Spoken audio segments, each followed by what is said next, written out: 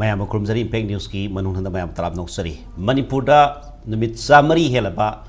Iran Delhi da Narendra Modi government ki ahum suba government ki ahanba parliament sitting joint sitting masida India president na North ki oiba aduga tongan wafam phongdok ki bala su Manipur ki oiba hiram amata palam dabadagi opposition kambuna su Manipur haiduna lauduna madda saub uthibgi wafam laikre aduga Manipur ki miyam da natana Manipur government na phawbada ekoi ki Delhi ki duna bat phamnai basing unaba phangdabagi wafam mayam leiri barakhida ngarang si khongdana koi ki Manipur ki BJP ki president na Indian Home Minister Amit Shah unakibagi wafam laikre masida su koi ki Indian Home Minister na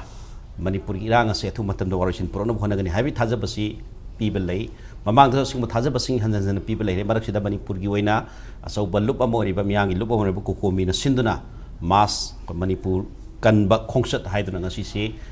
thau ground gi na phongkhra phawraga gi kumana pakta miang apun Meefam ma phamduna ware nipanam su lokki leire marak sida gi parliament gi sessions da su Manipuri matang da kari khara phongdor khata haibe gi dum thaja basu lay adug Manipur gi miyam na adugumba sumno pandumi samari ni hela irang asiki waroisin purnam gi dum thaja balai ragasu ju phawbi di mamita da bagi wafam si penda phongdo nam zilai bin marakita Manipur kan Khongchat Amadi Parliament Meefam habi to khana no pek news ki state election bi sai ke hek thangna na election bi sai oza Dr. Dhanabir Laishram social scientist na hamda oza Dhanabir taram no sai lone na mai election bi ba oza Thokchom Sujata Convenor Emagi Meira ni jab taram no sai lone na ngasiki COCOMI ki tum laba Khongchat asigi and maroi ba koi gi losing prelam so bi ba Co-Ordinator COCOMI oza Thokchom Somorendro ni oza Somorendro tram noksari ai han ba oza Somorendro thamjage roi ngasi Khongchat sini adu Khongchat si Manipur ki integrity ki damakta Manipuri miyang ki damakta Manipur ki tunglam chak ki damakta Khongchat kaya ama sakre handak ta so koi hari irang si mari leina COCOMI oi ba Khongchat kanu sakre adu bu topa mana koi gi ITLF amasung kotu na so silaga makoi gi ba solidarity rally na sing musudum sat pasulai adu bu Manipuri ko ni yengkanda koi gi COCOMI na sin ba Khongchat se handak ki siga anirak suba male gi koi na pajabada adu hojik lei ri situation ja handak kisina anoba development kari lei gi haba humdri miyam na support phangi anoba warep sing oi bra na kari development lei gi haba humdri kamai thambi ten tak na thambiu adu warep sing duga ꯑꯩꯈꯣꯏꯒꯤ ꯑꯩꯈꯣꯏꯅ ꯉꯁꯤ ꯍꯟꯗꯛ ꯆꯠꯂꯤꯕ ꯈꯣꯡꯆꯠ ꯑꯁꯤꯅ ꯑꯩꯈꯣꯏꯒꯤ ꯃꯅꯤꯄꯨꯔ ꯀꯟꯕ ꯈꯣꯡꯆꯠ ꯍꯥꯏꯕꯅꯤꯀꯣ ꯑꯗꯒꯤ ꯃꯃꯥꯡꯒꯤ ꯈꯣꯡꯆꯠꯇꯨꯅ ꯃꯅꯤꯄꯨꯔ ꯃꯤꯌꯥꯝꯗ ꯑꯩꯈꯣꯏꯒꯤ ꯆꯤꯟ ꯀꯨꯀꯤ ꯅꯥꯔꯀꯣ ꯇꯦꯔꯣꯔꯤꯁꯁꯤꯡꯅ ꯂꯟꯗꯥꯔꯛꯄꯗꯨ ꯃꯌꯦꯛꯁꯤꯡ ꯎꯠꯄ ꯈꯦꯠꯅꯔꯤꯁꯦꯀꯣ ꯍꯧꯖꯤꯛꯅ ꯍꯟꯗꯛꯀꯤꯁꯤꯅ ꯑꯩꯈꯣꯏꯒꯤ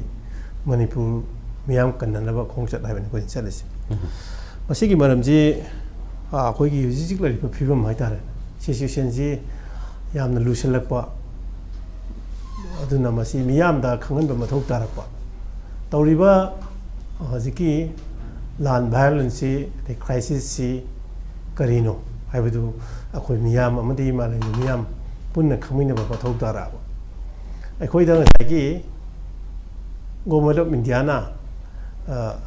ꯉꯥꯏꯍꯥꯛ ꯂꯩꯇꯅ ꯃꯈꯣꯏ ꯅꯦꯔꯦꯇꯤꯞꯁꯤ ꯍꯣꯡꯂꯛꯄ ꯑꯗꯒꯤ ꯀꯔꯤꯒꯨꯝꯕ ꯃꯈꯜ ꯑꯃꯇꯒꯤ ꯍꯧꯖꯤꯛꯐꯥꯎꯗ ꯅꯨꯃꯤꯠ ꯌꯥꯝꯅꯤꯅꯤ ꯁꯨꯔꯦ ꯑꯗꯨ ꯀꯔꯤꯃꯇ ꯑꯩꯈꯣꯏꯒꯤ ꯂꯧꯈꯠꯂꯛꯄꯒꯤ ꯁ꯭ꯇꯦꯞ ꯍꯥꯏꯗꯤ ꯐꯒꯠꯂꯛꯄꯒꯤ ꯁ꯭ꯇꯦꯞ ꯑꯃꯠꯇ ꯎꯗꯕ ꯍꯥꯏꯇꯥꯔꯦ ꯍꯧꯖꯤꯛꯐꯥꯎ ꯂꯩꯔꯤꯁꯤꯗ ꯍꯦꯟꯅ ꯁꯨꯝ ꯇꯞꯅ ꯁꯣꯛꯆꯤꯜꯂꯛꯄꯒꯤ ꯃꯃꯤ ꯑꯃ ꯇꯥꯔꯛꯄꯁꯤꯗ ꯃꯁꯤ ꯑꯩꯈꯣꯏ ꯃꯌꯥꯝ ꯄꯨꯟꯅ ꯈꯪꯃꯤꯟꯅꯕ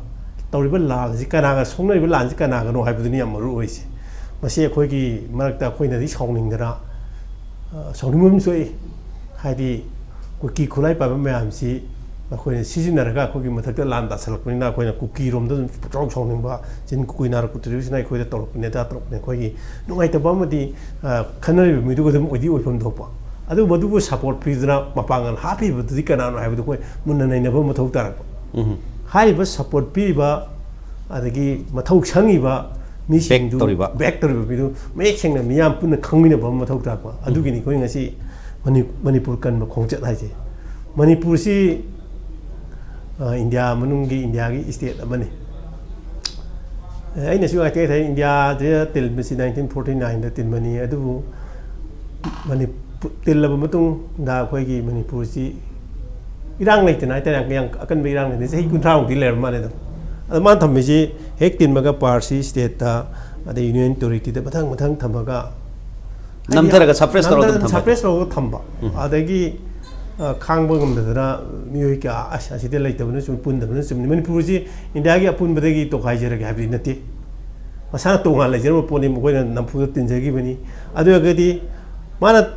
pulla ji haina India gi citizen amoina India gi state amoina lobham thobudo lobdo haitare namdhara bagi mindset adagi chitta bagi mindset ama adum tawraga chatharak pura maram moiraga akoida akoidi tongan lejere ga haiba miyoi kang kana thokidem na thokre haitare madubu namdhana bagi mingda ma koi tongan ba koi gi army gi operation chatha ko tan tawe madu akoi khang yai adu madu army namdha keno koi gi hariba jagi India ri to khaisere ga haiba kangu tu to ne haibu fare adu akoina India gi makta Indianization tawbo mi chu mayam leitabna nate leiri haitare ko India da pun masida mi hawlbo nataba ko adum tawba samna haibda koigi India da Manipur na pangbo mateng haitare adai India da Manipur da tawriba mo ji yam khenaba India si Manipur na di samna haibda lam kharada samna sport ki lam da ngasi India na maleng mi yam da phamba ama phamba ngam si Manipur chu credit ama yauri ko adagi culture da su so ma yauri adai science hiram khudimak da mi yaure haitare ko ayamana adai amna mo adai khoi gi India kan bo hona bada Kargil war da Manipur gi ayam tawbo mayam lai khawai kat khibla lai ko kana gi dong da for the sake of the India natra ko aduna haibu posim khoi na yu da dong sum tawu se khoi ji da thai khangbi da madu gi yam nungai taw ma khoi da fil do bai tare ko adai amana adung loi tong thokharga India gi makta Manipur na kai doge Manipur gi state forces na koi mi ka ama for the sake of India gi dong lo shin grabni ko mi ama adu sumun khangum change kai gi India gi mayok te le haga akoi gi masen bugda akoi gi lo shelni adu India no udadana sum khoi gi yengna bani adu nya na khal leita ga di akoi ji krabu film na koi le gade ga gi film mudi koi lobom changdra koi mi anje adu Manipur da leminari ba koi ngasi de koi ngarang lo thok chebadi Manipur da leba MLA minister even khogi government lainga ge thabak pai bi khudi mak haida so sang khudi mak ji yaw bi yu haibani koi di mami khangmi posi khangmi na si haibani haibidi ngasai gi akoi na moida piri ba contributions ke moina koi da tor mi ing si jam thap na rak ba haitare huji phok da tor phibam je masi koi yam munna khangmi na ba mathok tai adiki amana koi ji aina sum yeng da akoi da yam na marai ba ning bani de leba ki thabak tor kani kai ne khallu mi me ama India gi context da sangra batunga India gi policy yaw ko batunga ma ngi sa gi mapang ngi mo yaw do loi thudi tharak ko do kare ta haing do ali mating je pungloi loision bai ta re ngasi khoi na wa le sa gi khoi gi mi sing na khoi gi mi ne tha khar matung da khoi gi mating do phutok je bangam je de ba phutok je bangam da gi ngasa gi ason da sa khibel leader akhoi do yong jan bai ta re magi bicham miyam da asai gi mana sai India no moi da to hai phudu in to no bu hon rak pa gi akhoi ma se loina sinarak ta ba khan rak pa to rak pa ma si ko bai thok re huji su isum ju ba posi India gi geopolitics to da Manipur gi miyam si bali gi haming oile hoi khangin khangna haji phobra karam ba mating laiba nupa ama Manipur gi kai da mi hud hai ta mele mi china koi si thongna laina koi miyam da lauri sumaina ku gi mina tara no lauri maina mo su to ji posi sini marai ba ma fruk ki da adu thambudo madu hauji ti chang pa hai ta re akhoi sum ki le ga di aduna akhoi yai to khongdo ba hai ta bureaucrat atiki loina ba kanglu khudimak aduga angle khudimati yaubi na hai ba yaubi ha aduga bureaucrat se aduga sik si akhoi gi honorable MLA ani di yaubi wa yau loina bang nate ko mi khudimak ta ai mating leite hai nate ai na di maximum da hai ni ko ani dum yawi aduga da moju dum saru yarami ade atai khara madi bo ada leito mapan da legi ko ko hai na ko yawi ai na hajer gi di akhoi mating amabu re mo amabu re akhoi je mating le mi mo mi hula mo oi bam changi akhoi ting ji yaw dra di akhoi man pu ji kan mang mo roi dore hai mo pham du ni thamjari na na tra ga de ku na padam du so du ne ba padam du so du adu gi padam du chajari hai khoi myam khammi na ji hai bani tauri ba lan si iseng seng na ha da paramilitary force mayam laga chin ku kinar ko tiru sa adi chang ku ni hare su tong no mata mani bu pusala thamme moi ada terrorist oina Myanmar da Burma da illegal oile ben so khoi da pusala ga legal ta legal ta laga adu go mi sing na muk su ground da thugai laga akhoi ma da lan da sale lan da sala adu gong da khoi state force ma da lan da sa ku hendo khiduna akhoi mi sa myang gi ma da lan da sale adu go melo India na mai Parliamentary force mayam thajala ga yenga sam lai bu to akhoi ne henjala nga kwa ko noi to sungna ni haiba mi ne henjala kampu ki ta masi moina di yang kan tau de ne yam hai tau draga bu kai do gi chucham da state force sang ya de no more de state force thingi ji manung khar le asidi ke no ne am na ke no oi ba sensitive oi ba no chang ya ro kana ai na thena da major am na SPDC ji chang han de yam lai na thing bai da ai cham gi yaw ang ho yam chat le ko khoi je ai di moi pu da di kaya yam da moi powerful oi ge ha adunda lo na order je army khud lai san me jab an re hai lo na DC de le thoi na e ma no order to de sak ke dong na du sunglai le hai da ko smai to na bejaram throga asidi char sa pe yaro asidi yam sensitive oi ba du ada je sidi yaro ko lo manum khra hai la hai da ya na sensitive oi ba ya ba jaga ni adu na ran jangan da hai da sine tak pudi khoi si mo khoi gi India gi sa gi leadership sina khoi si kai no ni urak da hai da khoi gi ma gi state amon udrab jala karam ui jano de khoi moi citizen ji ma gi citizen no ubangam dra jala ui le to lai ji ubangam mok te gi factor na nga si di tongan ba sigum ba crisis ma am lam na khoi ji khoi yujik pok di dia da hang ba ya le noi na khoi ji si film thab do ga de khoi to dum dogan tham bi ru ji gai de ga hang ba ya ko matam ni yora bra khale okay adai da yam India gi da mak te Manipur na to ba ya ba yam to ya to da dar bi sai da so min tham bi ri India gi da mak te Manipur na contribute to ba ya ba to khra ba ne hai wa hom simati dum tham bi ri hai tare adu hoji phok da India na yi mi si da khoi gi makhoi gi su khoi gi hai tare khoi gi lal hauba means akhoi gi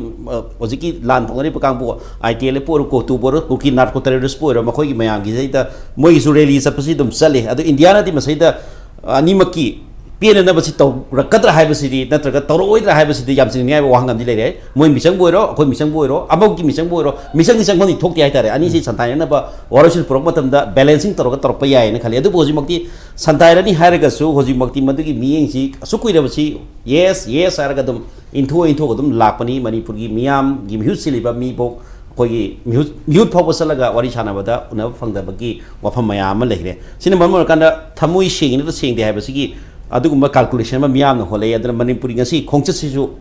punna khangmi na bai Khongchat ni Manipur kan Khongchat hai ba om phongdo piri swaida government of India central government natraga laingak pari basingna yeng video mi ji krai bokta solution oi thokani hai bagi adum thaja ba kamai le government of India ki di sincerity honesty ji yam wale di 355 sana di na haja laga dum chani go adegi di idea ji 356 su muksana dum ngale kaino da governor si yam ugre ba governor sam u ningai masak le to ne mana da home go unadana de prime minister unadana ga loi torise adi thodo wa thowa te ke jam sat di no adegi di su zu tansa di akhoi da tawdi tawdi khang da ba ni tor maju mu ya ba adi sagi sincerity honesty ji yam leita ba aduna ne khoina lan ji ju moina dum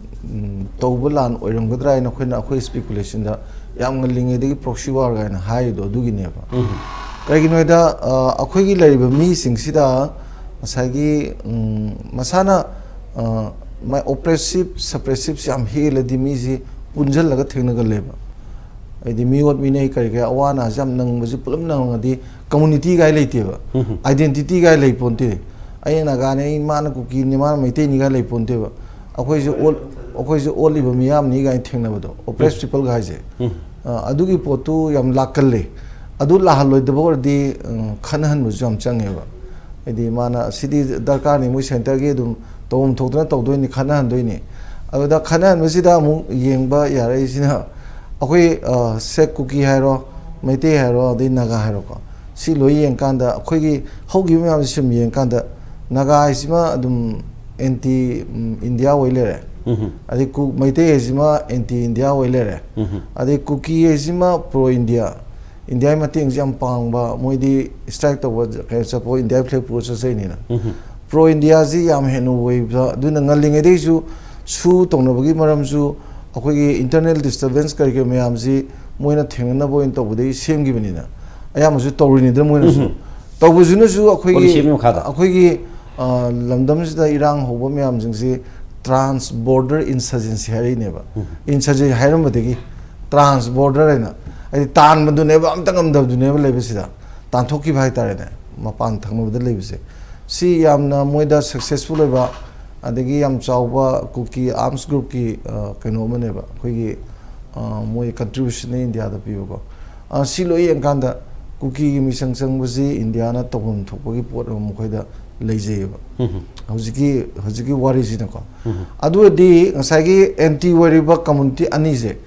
mete pangang gi na khoi ga pun gre mete gi chamana re ko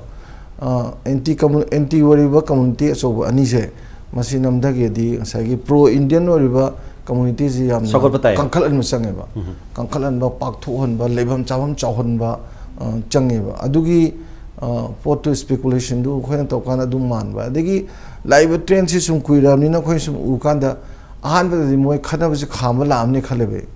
khana ba la ko siba yam la khibu do anumi tare ni mu taga lotion dau jane adigi moi na mu pare si na moi CID report kai kai to boda la lo yam yaure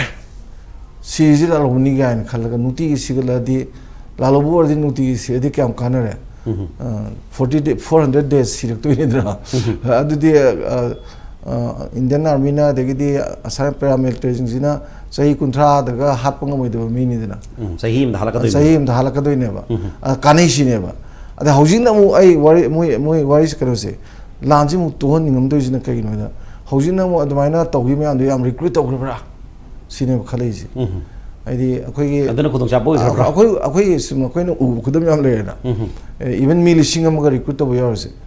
Recruit to Rabra, cinema. I do anything out there, then Lakado never call, possibly. At the Amoro Moiro, Mugi interest to the Akogi Miamzi, displaced the whole labor, Akogi Miamzi,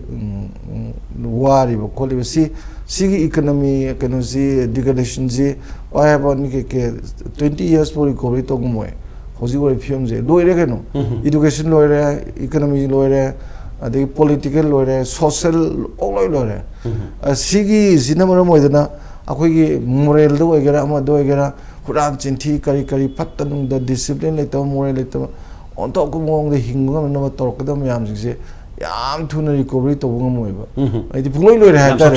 isam sa na puloi pusok sok sang re ba sing matang sida Parliamentary like Papa Tare Kugi mute any Miam Yam President collected secretary Sigi Parliamentary session with the COCOMI Yamna Krayatare Kugi commendable really must advise Simani Prumiam quite the level of maneuver. Although I am live amazing do Hojik say I'm noise Akui Miam Keke Yam Gantagreba public say Mangasi public sing do the platform ngang mato public ki representative nam jing do na ma mai ke laiba akoi gi keno bobong sai phane am sang kamin pi ko yam phaje dum ada ayam ana pinner is magi separate administration jima any unitary tori ka gi yaro isima su pi de gi weapon loction be yaro la lo di baba santi le ga loction badi ani pha ba yaro ga je seng thabe khun ngak phasing do adagi su my Torre do Miantawa NRC Tobugi ko. Adagi Yamaroina Kogi divided Sanabile Pujidi Mi Lui Laure ko. Adagi Kadose Akogi MLM Yams Pulaga Adisalaga Kogi Wariotai Sanaba Prime Minister appointment Lobo Kopegi Port Kangamusi almost low resolution reflection Prasagi the Doi Labunsi. Filter yam no ayeng buko degidi misu lai mi am do COCOMI tawse chairman ten ga matam ni keno aingon ngasi wangang bi do ngarang harap do ai gi hana engagement me am lei bu no upai lei tri ne ma nui mangani bu ra madi adjust to ya dina mi gi som de sil lang ro ka do ai ngasi la ko sang ro ha de ai su sei cha film lei dina ada ai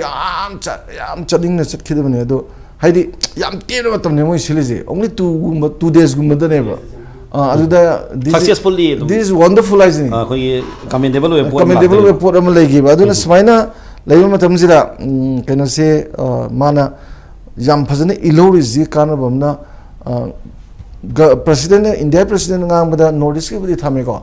asam da 18,000 crore thadar ga da tore adegi development ni kai Manipur sha dre do nahan degi dum wasal obudi Manipur na parliament la obudi dum tore dana aduna handakti opposition gi my strength ju khara sawuni na kai gum khara torok kado bodugi mamang da nahan moi gi khoi gi ITL ka kotu ga tawad maina akhoi ngasi sin baji ju dum yamna neutralize to weba ade neutralize to we not only that modu natana mu COCOMI ngasi reji nahan ge manadri jina mu ngasi jina khoi gi maikhum lok to peido maikhum hang ki khong ba gaide maikhum hang loido akhoi gi yukhal mrom da ler ma pot ma ching thoga miyam du uhan mudu ne ba the reality is that and ko adugi yam chawba contribution lei masimaksi parliament session dai reflection yam phajana leine khale ba aduna lobby river resolution nipan ji khoi gi loinabak thungdraju loinok pidraju ko loinok pidraju ji loinok phangdraju maru moroi ba khara house di masi phajana puthonraga thamnarane khale aduna ke na hangbiri basida hana degi sang nang sagi moina neglect tawduna lakpadugi magi analytically yenkanda adugi kenana ama adugi strategy da ama adagi hoji moigi India gi ju rei film sida akhoi gi somdagi sangje laibagi sigi strategy jo ama khara di tonga leba ko adubu amoiro thagi article 239A gi matung ina moina union territory pibagi pot yam kana thambaga se moina masi am kan thamai je akhoi na ngalenge da mu sagalambana moi manung da masi understanding leraga piba yabi othopale habne ba ada madu kanna masida yam kanna ngang dana khotna moi ju rally ga salai je si ju moi piba bagi mamong uramgne ba ai moi tumin wai sa sabda assurance tumin na piraga di moi ju to some extent tumin lai ni dana adagi di jiri gi posina mo aina khanjabada moi si magi buffer zone same je kuki gi moi demarcation to yudung to reba tampaki di loisalani land to dujare jiri gi de amtang to ru gi ga ji to ma le ai moi gi area semi bhai do akoi gi kano phezol ga nang ba jaga daga tan tho ga ju question na ga thamba ga je moi de di adu district to expansion to ira lai dro do adu go gi pot ma sum chatharak pudo loira ga hojik se kuki gi damakta yengba ya ba yenga moi khudong sa ba loi phanga lan ji lepa ga ju sigi santi je negative piece oi ne ba negative piece oi ne positive piece oi okay bari woi Manipur ki laiba condition Manipur dia gi to tawba ya ba contribute tori about the Manipur ki miyam asu kyam na war ba sakhang da sakang bi da ba ba si dia gi policy da koi gi sincerity honesty ji dum adu gi award pa ji laiba ui hai ba dunia duna hojik parliamentary session su hojik sathabasi sathari sitting hai tare joint sitting ji sathari adu Manipur gi wafam ji phongdok ti habi ge pe no myam lai mamang da so mu Indian home minister na Manipur gi musing ko mata da Manipur gi mihut oi ni yaw da ba Manipur gi khoi gi Manipur government makha leba officers sing hai tare DGP secretary advisor amadi chief secretary ko wari sanagi basina su sigum gi pe da basu dum lai jaso da lak sage baroina rally sida yam commendable po da madi trust point amdi lakani hai bi ofam nei maram di hoji parliament session leiba aduga opposition su khara spandable loiba mong da leibrina aduna maram markan da handaki rally si yam effective oiba man oigini khali oja su tai mi da kamai thami rally si tasengna laiba condition hoji laibi irang da irang hi loshmang na su kari mukhra di porokati hai bi thaja bari bi kamai thami hoi ei samak su yaujroi ado hoji koi sir ani na su haire ado hoi lakpagi thaja babudi lei adubu tasengna khoina pamadi tasengna mama amu oina khoigi Manipur ki mama amu oina pamjabadi asi tawriba potuda ado khoigi leiba hojik se sarkar su weak oire habasi me hamna loi hare mo strong oidere haba potu asi praja ga manaraga chapminara magadi hoi ani mabudi lai ko ado atopa me ama leiba hojiki sengna habada khoigi minister oina leiriba moi tara ko ani madi chakre moi tara di leiri moi tara ga du su tholaga habi mejoram dana hamuk tau hidana ko moi masa tholaga chief minister tabu tholaga yaudana khotana lawe haba si aran ba pot amta na teba ado akhoin adune ba khoin mamang mamai de su khoin haijara laise akhoi di taseng na praja haibasidi mokhoi gi makha da leba sarkar ama leibani na moi makha leibani na manara chamina base khoi loi pame ba adubu ngasi chahi amaga tha me helaba pot sida khara difference urok ba adu gi hairo ga khoi week oi bagi point amadi leirangani dana week point do adu kari no sine ba khoi na ngasi bo hangjara la ise hekta khoi state ama leiraga yengu huji delhi da leiriba huji ke khoi gi chief minister se ma adum to mai gi mla myam na huji dharna to dana khotana casual gi dum to na dal to na du ni ko mai gi adum problem mai gi leijare akhoi gi na hena akhoi gi leita ba pot oiraga di kari do ba gi week oi doino haiba question se dum hangningai oi mating thok ta ba do ngasi du da moi ga yawa mo ba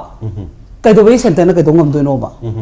taseng aseng bo ma ga di moi du yawbiro mo ba hoji tara se da oisu yawbiro mo ba thai du si libra haiba question adum la eba maram de akhoi di praja gi di taseng na pendra bani no oirei ba situation si da tawda da na khoi ngasi su lepi ba adum manaraga pulap le min dari ba sei se da moi hoji gi mantri minister tara se dang ga yausan biram ba ga di kai do gi center no pung tong tong ngam doino haibani da akhoi gi pot se week oi bagi kari marang gi week ino haba pot se madi akhoi praja da khangbam tho eba IT liki le di paulena how yes aduni haise adoi tadi akhoi gi se kari lalu rage haba question si de adum erase ro kane praja na hangbam thok pane ba masi adum hangane ba phana hairaga su hangdaba ya da ko kari lalu rage haba question si adudi hangta bane ba maram di ai amana imung ama family matter punaramaga ai se seno sum sonjelo le da sar ko ado sum ai chana hankane ba mamana kai dawre ne nang sum yam sondar is kai gino sini question arise to budi darkar le to kai gino dinga si bauta khoi gi lei ba sarkar pai biri ba kanguna achum banga ta tawe na khoi praja da hairi banina achum ba tawraga center na kari dawbagi kabja tawrin no sine ba khoi hangi question sina hani yebiti no yes adoi tadi